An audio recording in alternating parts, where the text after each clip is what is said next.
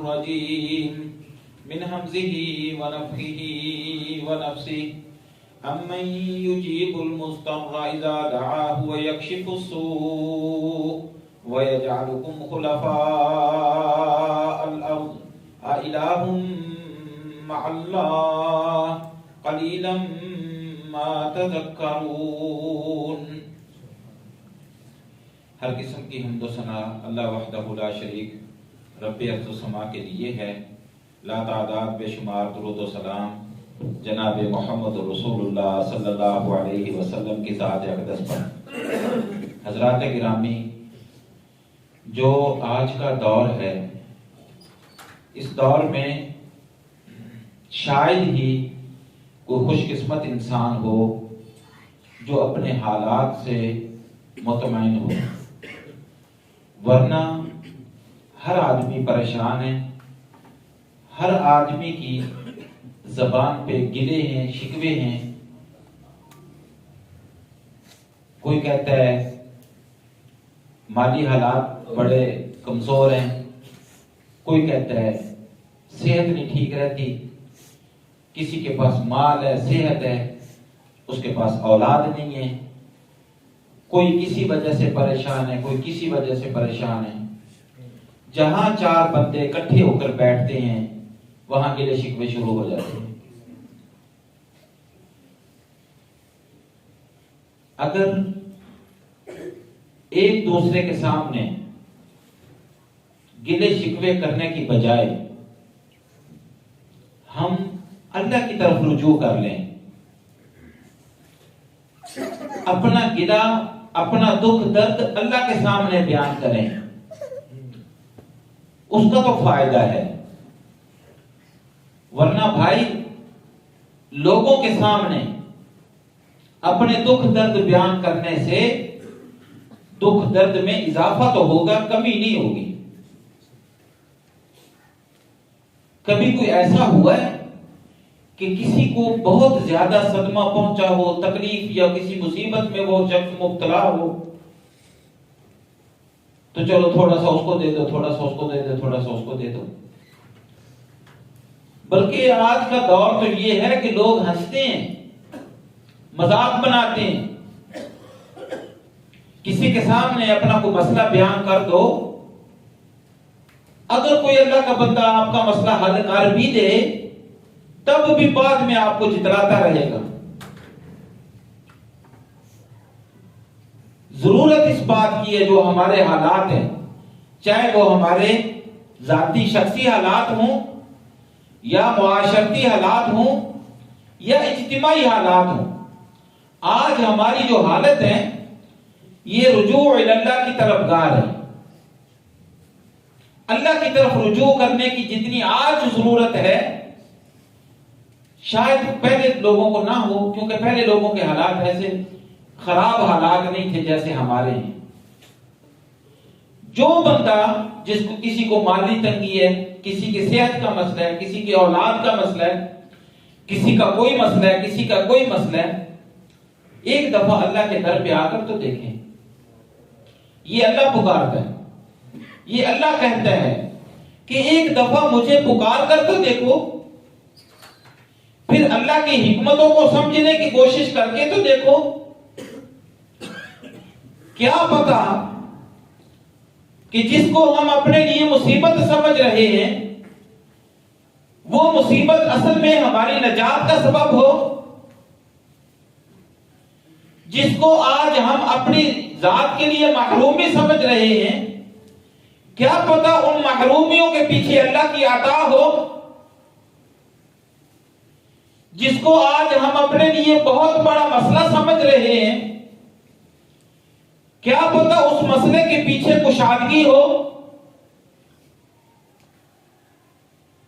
نبی صلی اللہ علیہ وسلم نے سیدنا عبداللہ بن عباس رضی اللہ تعالی عنہ کو، چھوٹے سے بچے تھے سیدنا عبداللہ بن عباس رضی اللہ تعالی عنہ، حتیٰ کہ جب رسول کریم صلی اللہ علیہ وسلم کی وفات ہوئی تو غالباً ان کی عمر 13 برس کے قریب تھی۔ تو آپ علیہ الصلوۃ والسلام نے ان کو یا غلام کہہ کر مخاطب کیا، یا غلام، او میرے بچے، او لڑکے، اعلمک کلمات، میں تجھے کچھ چیزیں سکھاتا ہوں. اور آپ علیہ الصلوۃ والسلام نے جو چیزیں سیدنا عبداللہ بن عباس رضی اللہ تعالی عنہ کو سکھائیں وہ سننے کے قابل ہے. سب سے پہلی نصیحت آپ نے کی، فرمایا احفظ اللہ یحفظک، تو اللہ کی حفاظت کر، اللہ تیری حفاظت کرے گا.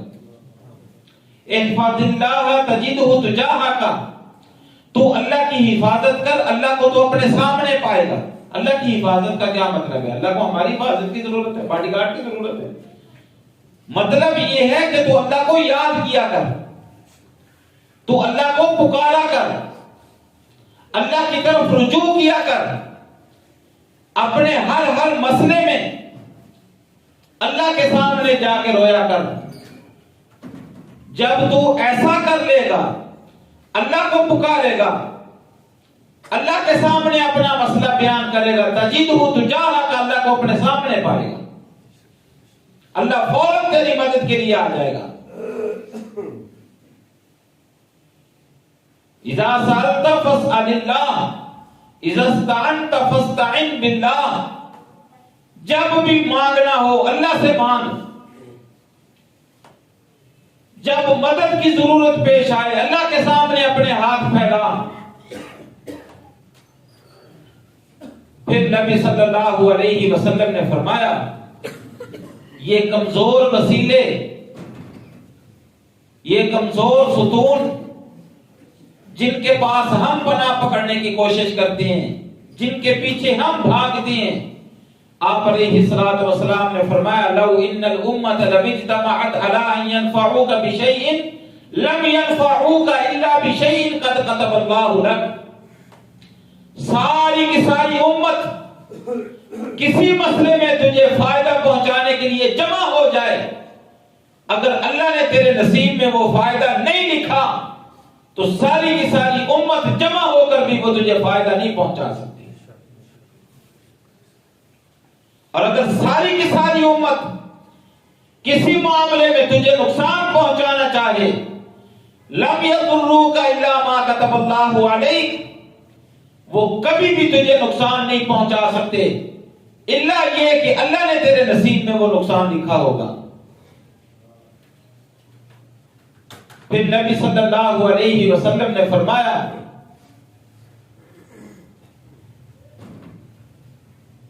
کہ ان الفرج مع الصبر ان النصر مع الصبر، جو بندہ صبر کر لے، لوگوں کے سامنے اللہ کا گلہ شکوہ بیان نہ کرے، اللہ اس کی مدد کرتا ہے.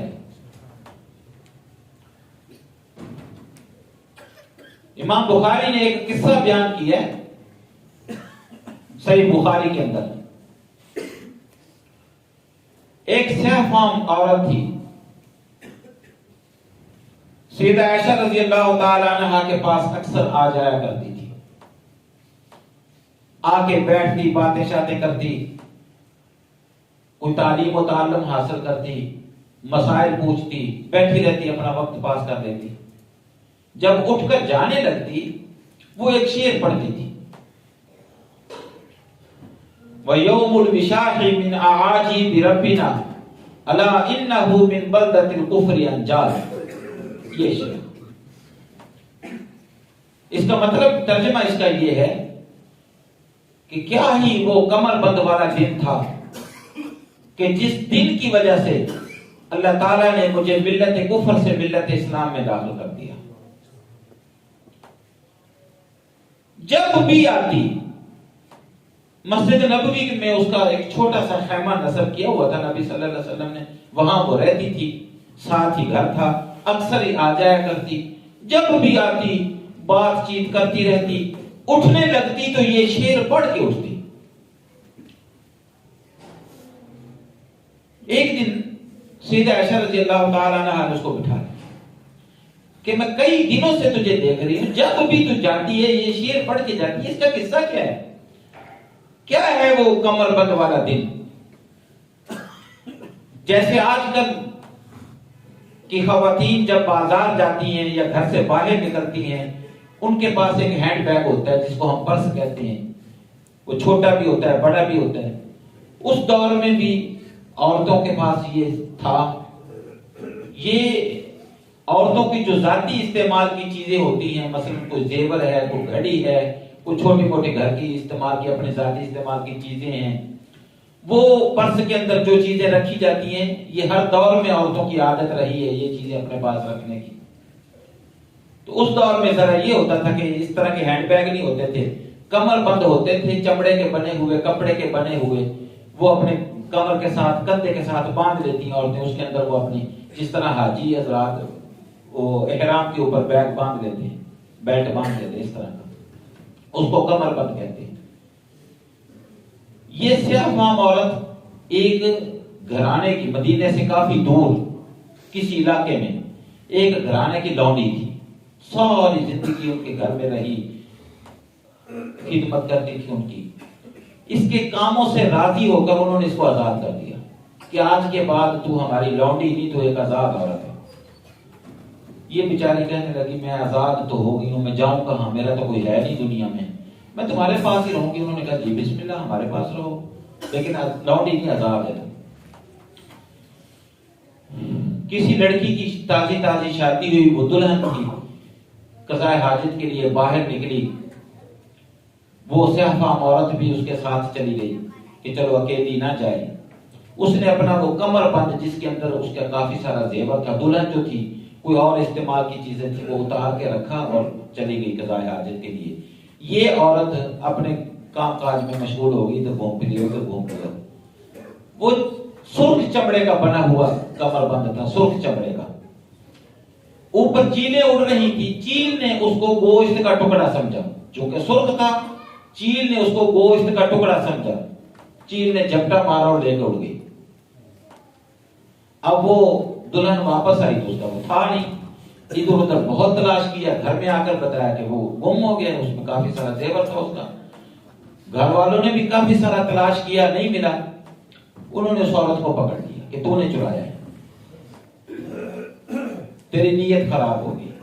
وہ بیچاری بہت اپنی صفائیاں دیتی رہی کہ میری تو ساری زندگی تمہارے اندر گزری ہے، آج تک کبھی کوئی اس طرح کی حرکت میں نے کی.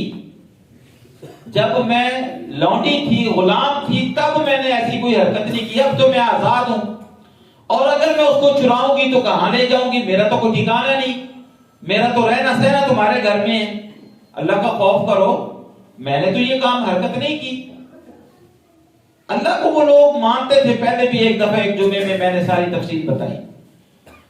اللہ کا تصور ان لوگوں کے دلوں میں تھا، اگرچہ مشرک تھے، بتوں کی پوجا کرتے تھے، لیکن وہ نہیں مانے. اس کو بہت مارا پیٹا کہ دے. وہ کہتی میں کہاں سے دوں، میرے پاس تو نہیں ہے، مجھے کیا پتا کہاں ہے، وہ میرے پاس نہیں ہے. حتیٰ کہ اس معاشرے کی اخلاقی حالت دیکھیے، انہوں نے اس کے کپڑے اتار کر تلاشی لے لی. یہ ان کی اخلاقی حالت تھی. اتنے گئے گزرے لوگ. اب اس عورت کی حالت آپ دیکھیے، وہ چور نہیں ہے، اس کے دل پہ کیا گزر رہی ہے اس وقت. نہ دائیں دیکھنے کی، نہ بائیں دیکھنے کی. کیا کرے، کدھر جائے؟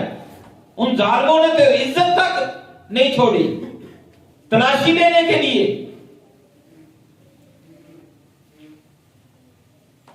امن یجیب المضطر اذا دعاہ. قرآن مجید میں اللہ کہتا ہے کہ جب انسان بے بس لاچار ہو جائے، جس کے سامنے دنیا ڈھیر ہو جائے، پھر مجھے بتاؤ کہ اس کی پکار کو سننے والی کون سی ذات ہے دنیا کے اندر. اچانک وہ کہتی ہے، سیدہ عائشہ کو اپنی کہانی سنا رہی ہے، کہتی ہے اچانک میرے دل میں ایک ہول سا اٹھا، ودعوت اللہ. اس وقت میں نے اپنے اللہ کو پکارا. مشرکہ عورت ہے، کافرہ عورت ہے. اس وقت میں نے اللہ کو پکارا کہ اللہ تو ہے جو مجھے اس مصیبت سے نجات دے سکتا ہے. آج ہم چھوٹی سی مصیبت پر کہہ اٹھتے ہیں کہ ایسی زندگی سے تو موت اچھی، کیا میری زندگی ہے، میرا تو جینا ہے۔ چھوٹی چھوٹی باتوں پر دل برداشتہ ہو جاتے ہیں۔ کبھی یہ سوچا کریں کہ ہو سکتا ہے جو وقت میرے اوپر آیا ہوا ہے اس کے پیچھے اللہ کی کوئی بڑی حکمت ہوگی، کیا پتا اللہ مجھے کچھ دینا چاہتا ہوگا۔ اس عورت کی حالت ذات ذرا دیکھیے کہ اس وقت اس کی کیا حالت ہوگی، اور کہتی ہے دعوت اللہ، اس وقت میں نے اپنے دل سے اللہ کو پکارا۔ جب دل سے آواز نکلتی ہے نا تو پھر اللہ رب العزت کے عرش سے جا ٹکراتی ہے۔ اللہ رب العزت نے پھر اس کی آواز کو سنا، کہتی ہے اچانک وہ 5-7 چیلیں سروں پہ منڈلانے لگی، اور جس چیل کے منہ میں وہ کمر بند تھا اس نے عین درمیان میں آ کر گرا دیا۔ جب گرا ان کے سامنے وہ دیکھا تو اوپر چیل کے منہ سے یہ گرا ہے، حیران ہوئے۔ میں نے کہا یہ ہے وہ تمہارا کمر بند جس کا تم مجھے الزام دے رہے تھے، جس کی وجہ سے میرے اوپر تہمت لگا رہے تھے، جس کی وجہ سے تم نے مجھے مارا پیٹا، یہ پکڑ لو اپنا کمر بند۔ بڑے شرمندہ ہوئے، معذرت کی، گھر لے گیا اس کو۔